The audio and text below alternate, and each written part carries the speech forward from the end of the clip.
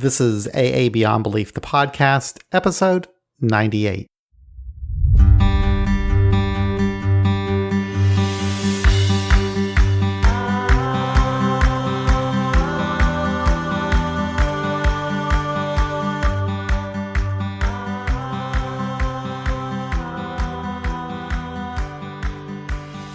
A few months ago, I read a poem that was posted on our Facebook group written by Robert B. from Madison, Wisconsin. In his post, Robert mentioned that at the encouragement of his sponsor, he began to write poetry, which he's been doing daily since he's been sober. Since that time, he's amassed some 4,000 poems. Intrigued, I contacted him to ask if he would like to post his poetry at AA Beyond Belief. That interaction resulted in this podcast. Robert is fascinating.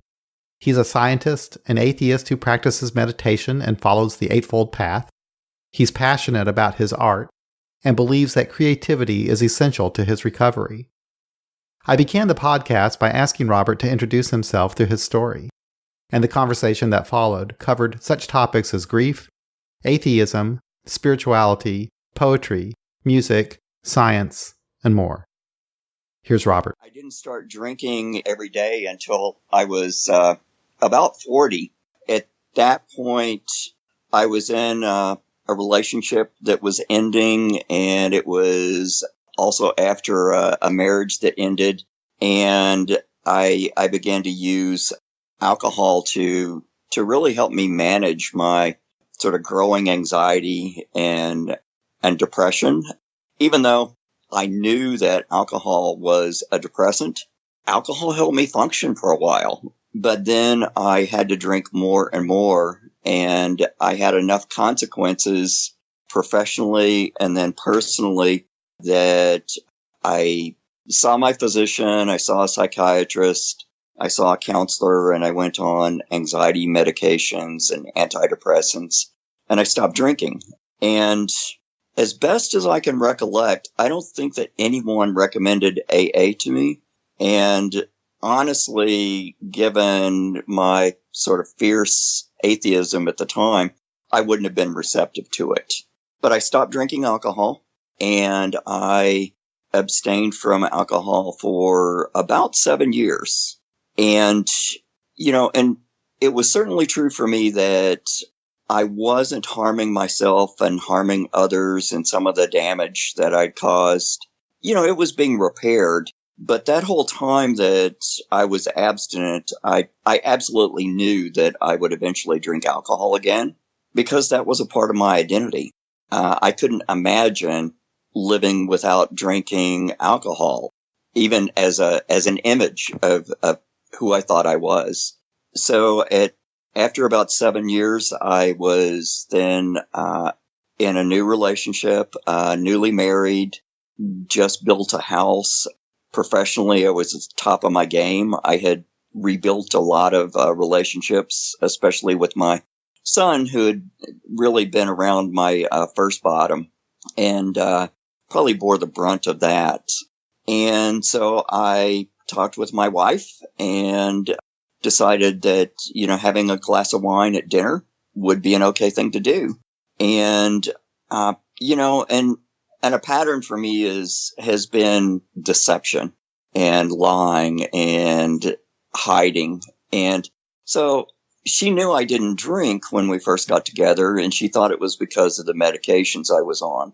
And that was partially true. And so she didn't know the extent of my bottom. And I began to drink again, and just like a glass once, and then nothing for 2 weeks, and then a glass out for dinner again. And I really felt like I've got this. And within a month, I was really beginning to drink daily.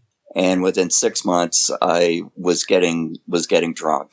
And within a year, I was blackout drinking, and my wife first encouraged me to cut back, then demanded I stop. And I just became more and more secretive about drinking alcohol.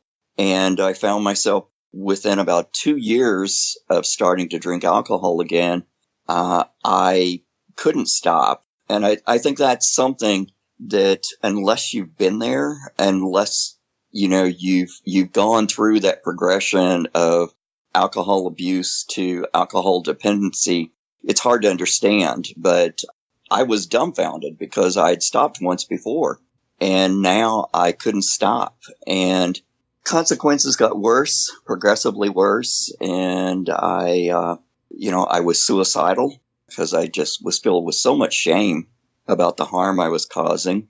And it hit a turning point for me where I had written a suicide note, and unexpectedly my wife had worked from home, and she found me coming in the door at 8:30 in the morning, already drunk.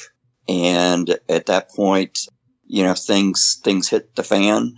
I went to my first AA meeting 2 days later, and really going with the intention and hope of salvaging my marriage. And I've been sober ever since. That was in the spring of 2007. And kind of like you were saying about, your 30 years, it dumbfounds me sometimes, because some days it feels like I've always been this way, and other days it feels like it's brand new. And I think where the poetry first emerged is I did not have sort of that euphoric pink cloud of being newly sober. It was a real struggle. I had a lot of cravings. Consequences seemed like they were just crashing down around my head every day. And I was having so much difficulty being with my awareness, but I was in that place of just sheer willpower that I'm not going to drink alcohol today, no matter what. And I talked with my sponsor, and he knew that I liked to read poetry. I liked to journal, and he suggested I try writing some poetry about, where I was. And I've written a poem pretty much daily. I tend to write early in the morning after I meditate, and I give myself 15 minutes to write, and then I post it on Facebook. And I think what sharing it did for me is it kept me honest, kept me from sort of tapping into my ego that likes to show off and impress.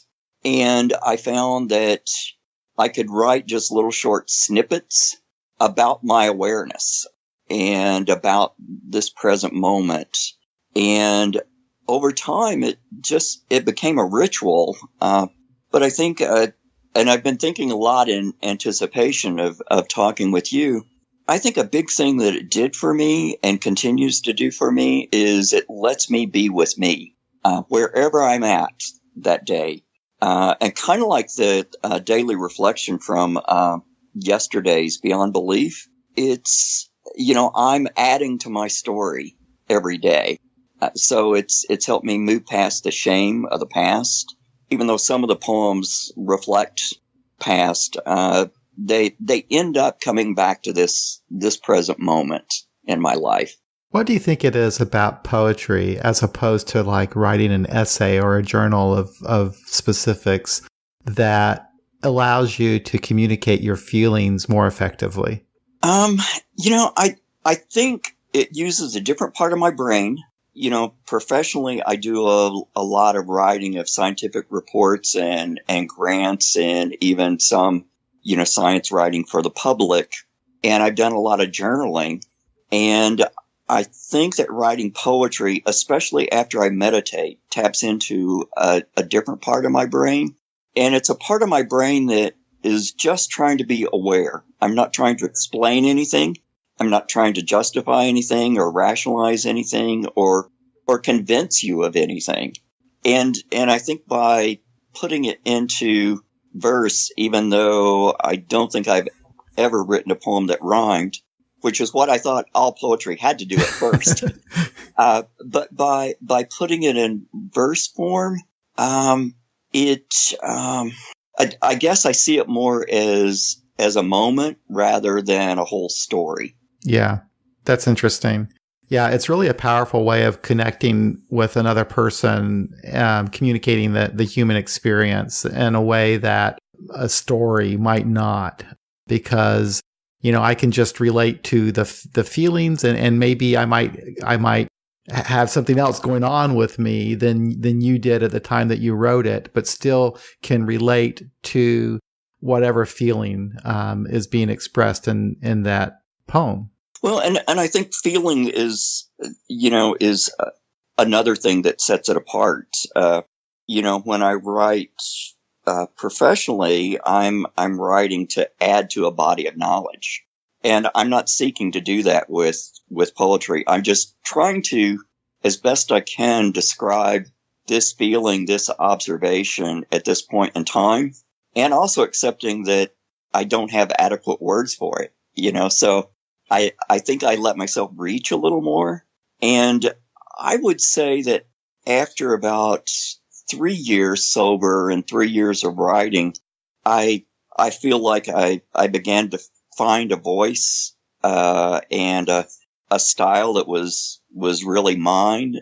At first, I wrote sort of haiku-like poetry, and I was even pretty rigid about having 3 lines that were things I observed in nature and 2 lines that described my feeling about it. And I stuck with that to the point of realizing I'm being rigid. And at that point, I think my poems became a little more narrative, and I didn't constrain myself to any particular length. And I think the other thing that happened simultaneously was during that time, people around me were also dying. And so it let me explore, what dying meant to me, and what having people that I love and care about die meant to be, what being alive meant. I think writing poetry at that time was real essential to be with grief, because I had some of the strongest emotions I've ever had in my life, and I could write them, I could share it, and I could let them go. I think that's the other thing of posting it, or, I don't think it has to be posted on Facebook, but somehow shared with other people, and even shared somewhat anonymously with people. It became a way for me to let go, because that, as a skeptic, as an agnostic, the whole idea of let go and let God, well, that wasn't working for me. But I still needed to let go of things that I couldn't change or couldn't change now. And I think posting these was a way to do that. Yeah. When I was drinking, I don't think I was consciously aware that I was drinking with the intent to subdue feelings or not deal with reality or feelings. But looking back, I can see that I did use alcohol as a way to medicate and suppress feelings that I just couldn't handle, and grief being one of those. Yeah. So, in recovery, we need to, I guess, learn how to experience these emotions, and grief in particular, which I've had to go through in sobriety. I found that it was something that I initially tried to control. Right. And found I couldn't. And it was like, I had to be comfortable. I guess I don't know if comfortable is the right word, but I had to accept that this is something I can't control, and I just have to ride it. And I'm going to have a lot of ups and downs, and I'm going to be crazy. Yeah, absolutely. And nothing I learned in AA was able to prepare me for that. Mm-hmm. And I think the other thing about many of those emotions, when I was newly sober, because like you, alcohol had helped just dampen emotions initially. And then I began to use alcohol to just completely escape. And so then newly sober, and when I can't use alcohol to escape, and I had to find another way to be with those emotions, there was a time where I was so uneasy and unclear about how to be with emotions that it was like, well, how do people expect me to be? And especially with grieving. It's like I kept trying to grieve the way I thought people thought I should grieve. And by sort of using meditation, using awareness, using writing poetry, I could begin to describe just how I was and stop trying to do this in a way that I thought other people thought I should. Because one of the things that is sort of a theme that emerges sort of pretty frequently is this idea of the mask that I wear. And who am I, my identity. And for a long time, I focused on just being whoever you or who I was around thought I needed to be. And there was a part of me that knew that wasn't going to work for me in recovery, that I had to be honest with myself, but it was scary. And I think poetry helped me be honest with myself. And it must be interesting for you as you progress through time. Do you ever go back and read some of your previous work and see how you came through a particular period? Or is that something do you just prefer just to stay in whatever moment that you're in? Yeah, that's a really good question. And if you'd asked me 2 months ago, I would have said I don't go back, because I like to think of myself as Buddha boy sometimes. and so staying present for me, being present and fully present is what being sober means. And so I feel like I resisted that because it would take me out of the present moment. And I think when, you and I first started connecting, I began to go back more, and I also began to go back more for my family, for my friends. When my dad died about 8 years ago, and when he died, I just kept having this sense of I didn't really know who he was. I didn't know why he was the way he was. I had a lot of unanswered questions about him, because there were parts of him that were hurtful, and I saw him die without ever, really overtly expressing any regret. I think he felt deep regret, but that was always a question that lingered. And as my son and I amended our relationship, I just felt like I really don't want him to be in that position at some point when I die. And these poems for, the last 11 years are one of the best representations of who I've been and who I am and who I try to be.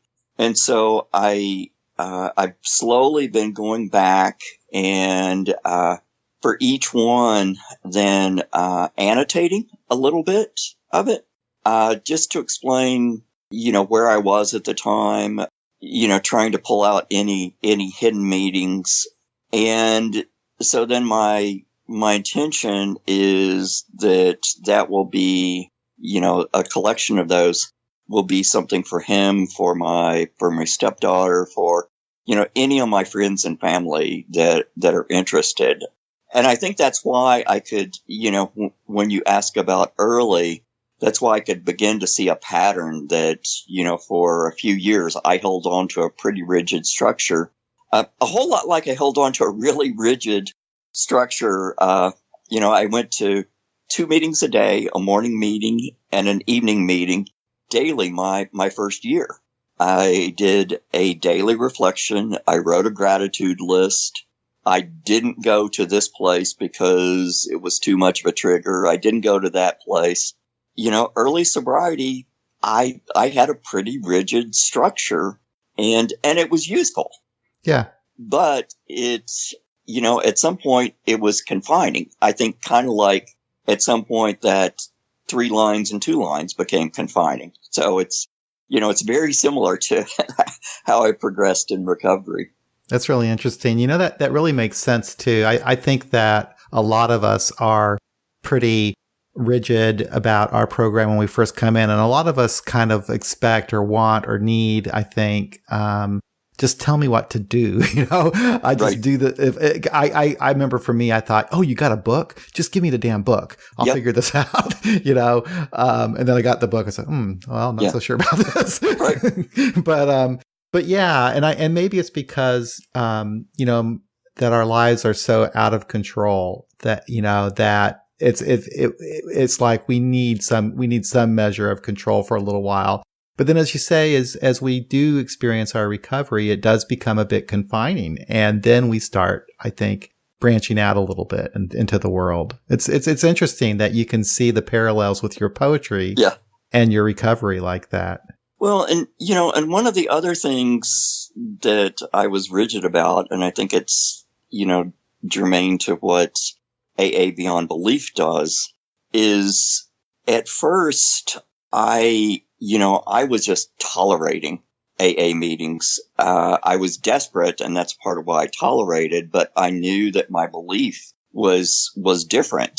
And one of the things that, and again, I think poetry helped pull it out, was I began to slowly realize that my belief was a negative. It was a lack of belief. And so if somebody was talking about a higher power, the only thing that I could talk about is what I didn't believe in. Yeah. But you're a scientist, though. Right. And I think, and that rigid structure that I talked about, part of that was what I observe as a scientist and what I feel inside. That, I think, helped me build some bridges between science and spirituality.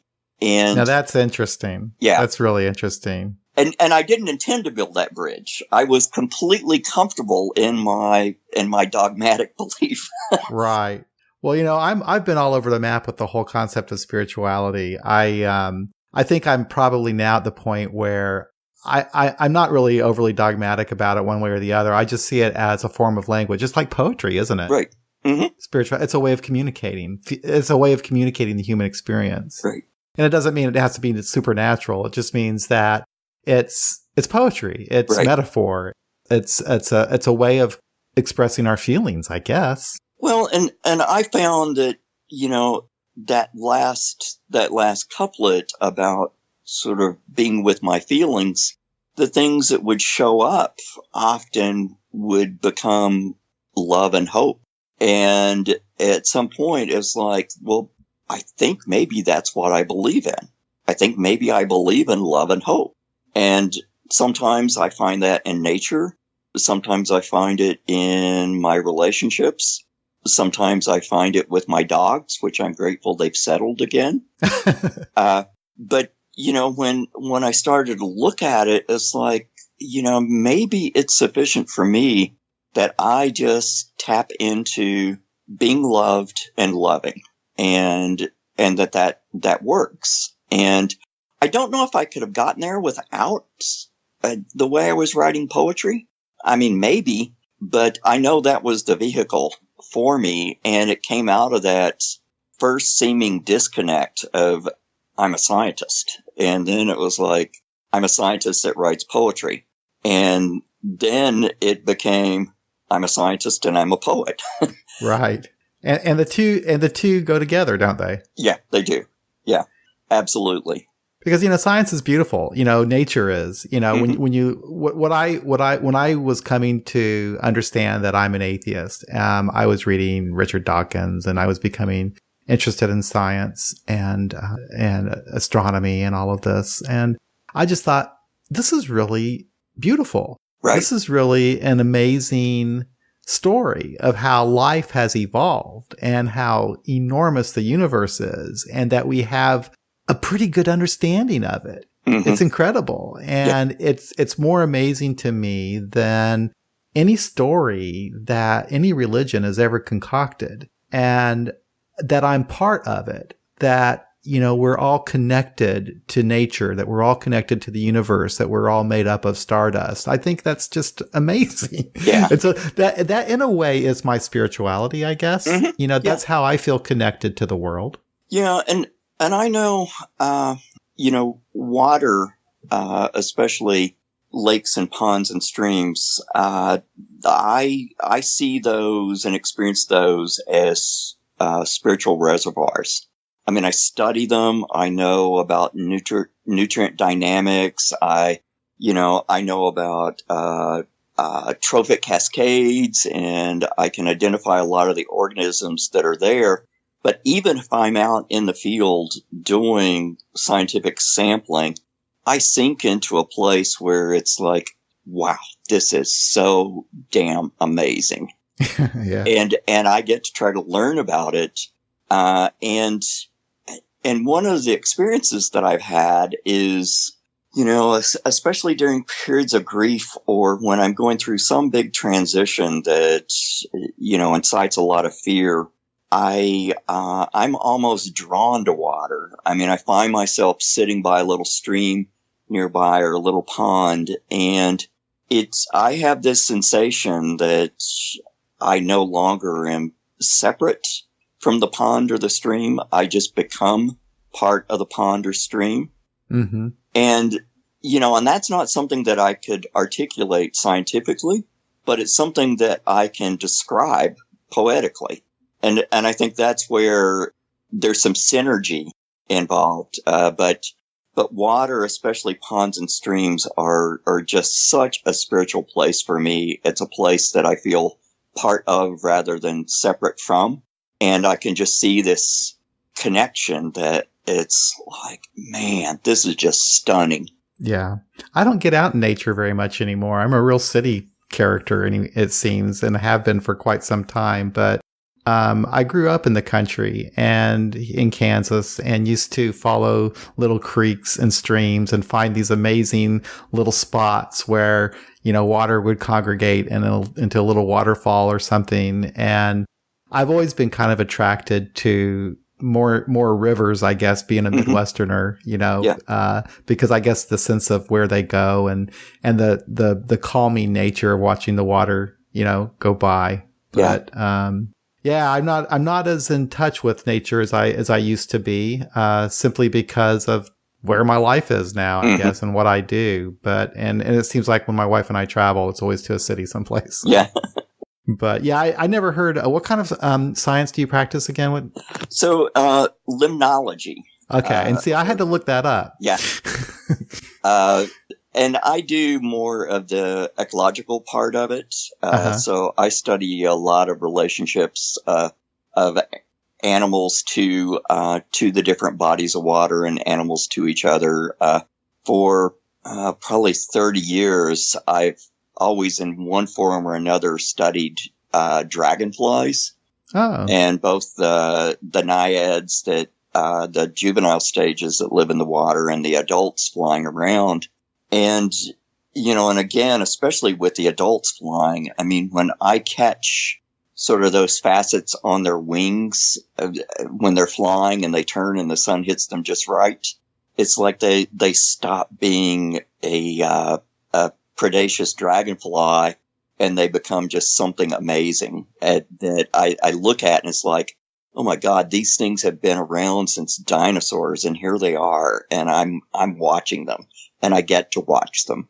It's nice that we can appreciate this kind of thing. One thing I did kind of notice when I was very first getting sober is that I don't know when it happened, but I kind of remember this drive. I was maybe sober 6 months or whatever. Mm-hmm. And it seemed like all of a sudden I looked out at the pastures as I was driving down the road and I could see all the flowers and the grass and everything seemed green and blue. And it's like I went from a black and white movie to color. And I almost wonder, was I just ignoring what was going on around me those years when I was drinking, or was it maybe my little pink cloud that I was experiencing at the time? But I actually remember having a bit of a shift in my perception a little bit when I was first getting sober.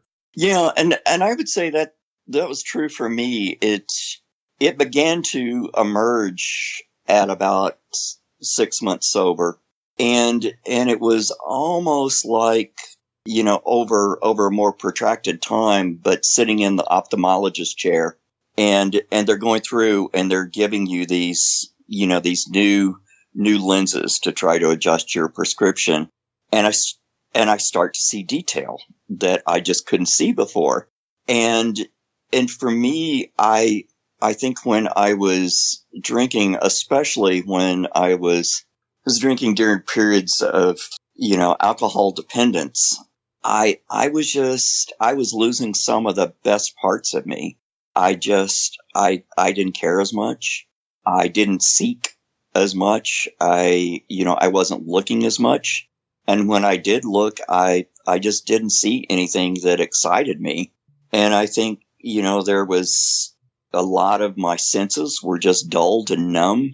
But also I think my what I would call my spirit, the thing that had sort of always been me, it was also being numbed. I was just moving farther and farther away from it. And in getting sober, I'm getting back in touch with that now. And again, writing has been a way to do that. One of the things that I would also say is that I don't know if it's the writing as much as it's been the learning to write. Kind of like with, I also started playing guitar and some other stringed instruments when I was newly sober, just to have something to do, just to have some things to do instead of thinking about not being able to drink when I wanted to.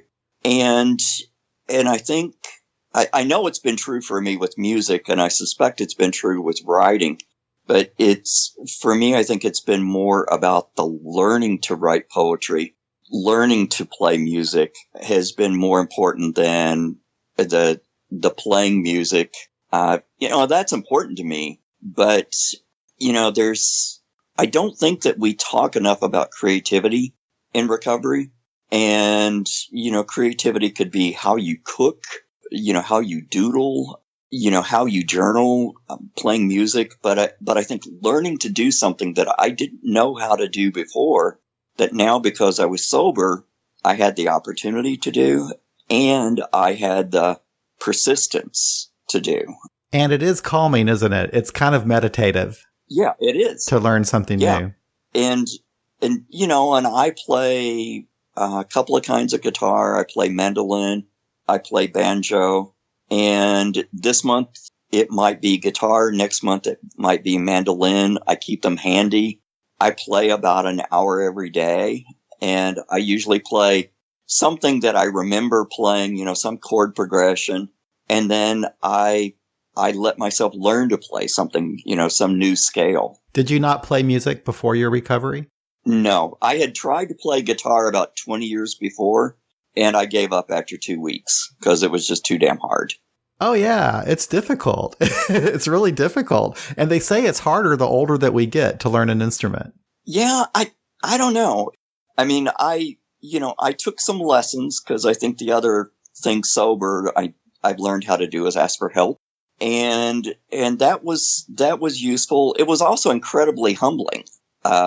Playing music was much more humbling than learning to write poetry, because I kept having this, monkey mind voice in my head that was like, you really suck. And truth be known, I kind of did. But, now I think where I feel the most freedom is I just enjoy learning to play. I don't worry about being technically proficient, but I just love learning to play, learning to play a new style. And so, I when I share with groups, I go to a couple of different inpatient and intensive outpatient recovery programs and tell my story. And I right up front talk about how important tapping into creativity has been for me. I think it's essential for me. I work in accounting, which discourages creativity. Right. So right. I need something. I need some outlet. So, I enjoy writing, and I do write mostly for myself. Every once in a while I'll publish something, but a lot of my writing isn't that good. And usually my writing is kind of emotional. But the podcast has been something that I have been able to kind of tap into my creative energies, because I knew nothing about podcasting before I did this. I knew absolutely nothing how to do a podcast. I had to learn everything from ground up. And I'm still learning, and I enjoy it. And I enjoy the process of learning how to listen to people and carry on a conversation, and then how to do the editing, and then how to, all of that. It's just, I really, really enjoy it. And it's, it allows me to learn, connect with other people, to relax. It's just a nice outlet, you know? Yeah. And it's something that, you share.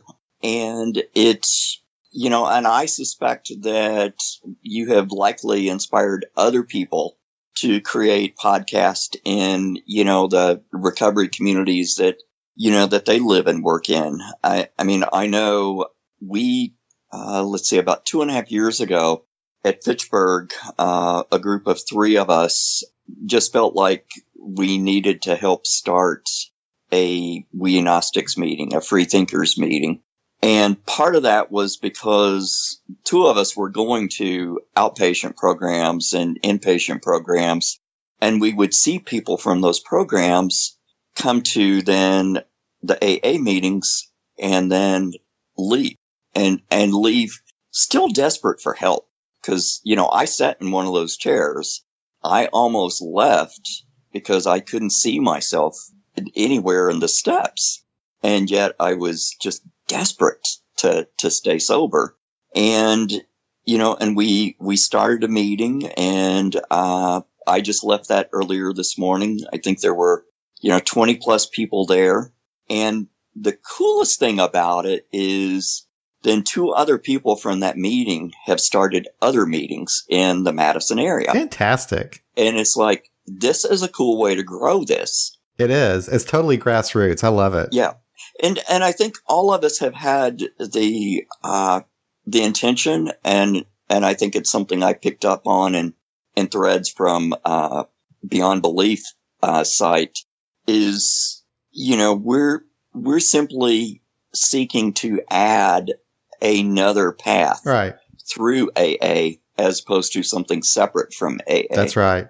Because I'm sure it's true for you, given your longevity in sobriety, but AA saved my life, and it was traditional AA for the first 8 years. Yeah, same here. 25 years I was going to traditional AA.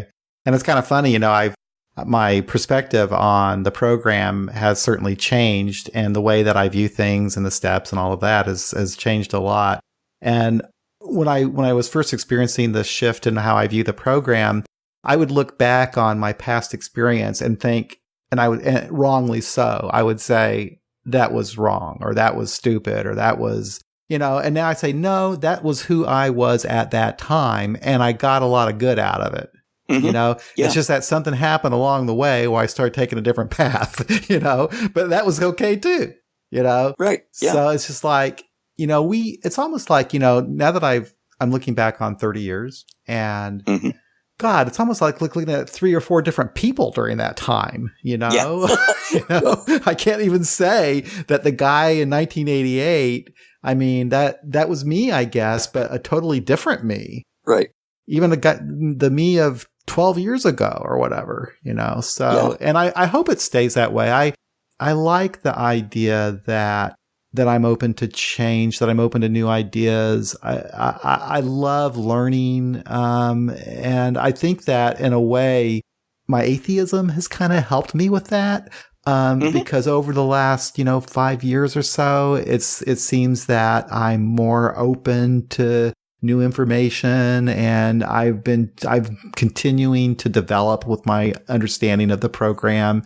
And sometimes I go to extremes and I come back, I'm still in a process of evolution, I guess, as an atheist in AA, and I enjoy it. I love it. It makes it, it's exciting, Yeah. Well, and I know for me, I think my early period, there was a lot of militant atheism. I mean, I was that guy in the meeting. And then I think that began to soften, and I really started focusing on just, well, and I'm hesitant to say this, but being begrudgingly tolerant And then I began to realize that, I was being as dogmatic as the people I was accusing of being dogmatic. Right. And, and now I think I'm just more at peace with who I am and who I am in a meeting. I listen differently, and it's just become, I've got a bigger vocabulary than I had initially. I think that's another part of it. And the nice thing is that my home group, even though it's traditional AA, it's pretty eclectic. And so it's pretty common to hear references to the four agreements, and what I found is as I began to find a path through the steps, sometimes I would tap into the four agreements, and that would be the way I would do a third step. Is I would just be, I wouldn't make assumptions. I wouldn't take things personally. I'd be honest, and I'd do my best. And that was a perfectly reasonable and effective way for me to do the third step. At one point, I began to realize that I was beginning to be Buddhist rather than know about Buddhism, because there's a lot in Buddhism that I bring into recovery, and and part of that was being intentional to follow an Eightfold Path. I found that to be a great way to address several of the steps. And this is all stuff that prior to recovery, I had read and read and read, Mm-hmm. and I could parrot it, but I didn't know how to live it. And I think in recovery, I've begun to learn how to live those things. You were talking about the Eightfold Path, and it reminded me of a podcast I did with a friend from Kansas City who helped get a refuge recovery meeting going here. He's an atheist, and he had a really hard time getting sober in traditional AA, and he started coming to our We Agnostics meeting, got sobriety, and then he kind of helped this refuge recovery group get started. So I had a podcast with him, so I wanted to learn about refuge recovery, and I read the book and everything, and I was really amazed at the similarities of the Eightfold Path and refuge recovery and the process that we go through with the steps. But he was also helping me see some of the differences. And one of the differences that I found really interesting was that how, in AA, we do like this linear progression through the steps. Mm-hmm. Whereas with the Eightfold Path, it's like, these are things that we experience and do simultaneously. Right. And I thought that was really interesting, and it's like, a lot of the steps are that way too, actually. Right. How we actually experience them, they are less linear anyway, I think. Yeah. Well, and in one of my early meetings, and it was a step meeting, and I think it was about step 6, and I claimed that I didn't think I was defective, that, I had character tendencies. Mm-hmm. But that, my sensitivity wasn't a defect. Sometimes it did mean I took things personally, but other times it meant I could really show empathy and compassion. And somebody asked me in a crosstalk, that wasn't veiled at all, Mm-hmm. what step I was on. And I was like, well, my sponsor and I are talking about step 2. And then he said, well, the steps are in order for a reason. And so don't start doing step 6 until you're there. Uh-huh. And I was like, okay, that kind of pisses me off. But I think the other, again, tapping back into sort of frameworks that I have as an ecologist is I don't see things linearly. I tend to see food webs and things that happen across time and space. And so, that living an Eightfold Path simultaneously has been really useful for me. I think the first person that really brought the Eightfold Path, well, there were 2 people. One, my sponsor, who is a former priest, but yet I absolutely knew he was just the right guy for me. When I did my first 5th step, he suggested that 6 and 7 would be straightforward since I had an Eightfold Path. And it's like, oh, maybe I should read more about the Eightfold Path again. But the other was Kevin Griffin, One Breath at a Time, Buddhism and the 12 Steps. I read that when I was about 2 months sober, and that was a lifesaver for me because it showed me a path through the steps that felt like it was going to be true to who I thought I was. Whereas before I was just like, I don't think I can do these, but I think I need the structure, that rigidity that we talked about early in sobriety. I needed structure, and it needed to be really clear and simple. And that book was a real turning point for me. I'll have to check that out. I'm so glad that you reached out to us and let me know about your poetry, and I got to read some of that on Facebook. And we really would love to start posting that on a regular basis at AA Beyond Belief and share that with the rest of the community. It's something that we've really been wanting to do for a long time, and this is just amazing that this body of work that you have, and we'd just be so grateful if you would allow us to post that on a regular basis. Oh, absolutely. Yeah. Old stuff and new stuff. Yeah. I mean, it'd be a lot of fun, just every Wednesday to post some poems and maybe on Sundays occasionally. And it was always our intention with AA Beyond Belief to have a medium for people to express their recovery through their own talents, through their own, whatever medium that would be, whether it be video, music, poetry, essays, whatever. And so this is a great way of letting people know that, this is another way of communicating your recovery. So thank you so much for sharing that. That's just really wonderful. Yeah. And thank you for appearing on this podcast. And I'm really looking forward to getting to know you through your work, and that we stay in touch online through our Facebook group. And one of these days, too, I will have to make another trip to Wisconsin. That'd be great. Are you going, by the way, to Toronto for the ICSA? I am not. I've got some family things, but we have several people from the Fitchburg group that are carpooling. Oh, cool. Yeah. Yeah, because that probably isn't that bad of a drive for you, is it? No. Okay. Yeah, we're driving actually from Kansas City, me and my wife, and it's going to be like a 16-hour drive, I think. So we're going to break it up in a couple of days, but I'm taking 2 weeks off work. And I'm just really looking forward to it, just to kind of get away. Well, thank you. Thank you so much. Yeah, thank you. Take care.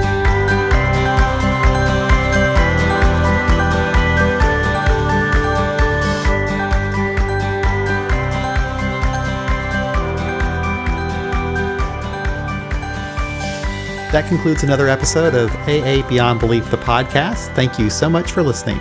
Hey, if you would like to join the secret Facebook group that was mentioned in this podcast, just send me an email at john@aabeyondbelief.org. You will need to add me as a friend, and that will allow me to put you into the group.